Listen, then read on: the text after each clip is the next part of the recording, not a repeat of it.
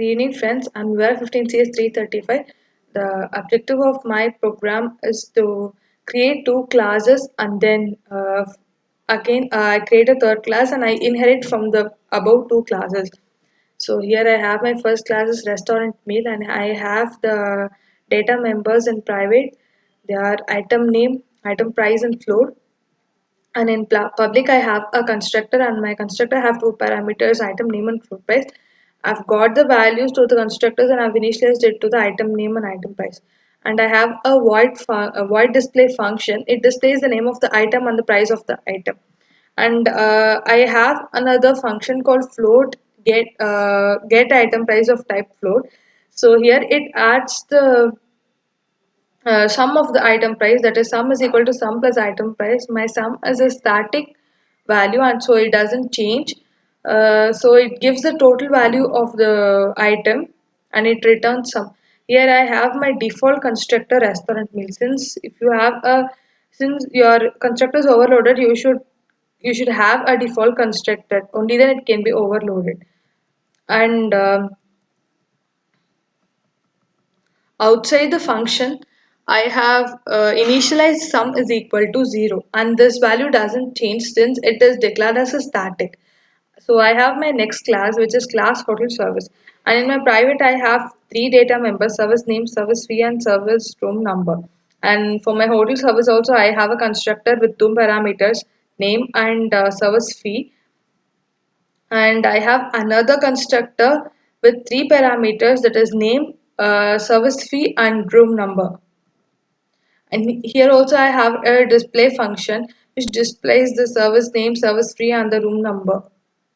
Here I have a get service fee, so that a function so that it returns the service fee. I have the third class room service meal. This is inherited from the above two classes: restaurant meal and hotel service. In the public part, I have a constructor room service meal, which has three parameters: name, price, and room number. And to the hotel service constructor, I have given the values for service name is room service, and the service fee is 4, and the room number. Room number is not given in one constructor, and in the other constructor I have given the name and the price. So here I have a display function which displays the display function from my hotel service class also, and restaurant meal also. I have written it like this: hotel service scope resolution operator display, because I have used the display function in all the three classes. So if I simply asked it to display, then it gets overwritten, and only the mm, last statement I have written, the display only will be displayed. Since I want all the things in each classes to be displayed, I have used it like class name scope resolution operator function. So the content in the display of hotel service also gets displayed, and also the display function of restaurant meal also get displayed. And I have a statement over here, that is the total charge of everything, that is service fee plus item price. Service fee gives a service fee which is passed from this class, and the item price is the total sum of the items which is added in the first class. So here I have my main function. I have three variables: x, y, z, string type, and I have another three variables of flow type. Here I have asked the user to enter the number of meals that they are going to order, and for int I is equal to 0, I is lesser than n is the number of meals that you are going to order. So if for example the number of meals is 2, so this loops works 2 times. That is 2 times everything get displayed. So I've put it in a for loop. Inside I have asked the user to enter the name of the food item they want to order, and that is read by X, and the price of the food item, that is read by A, and the room number in the hotel, that is read by B.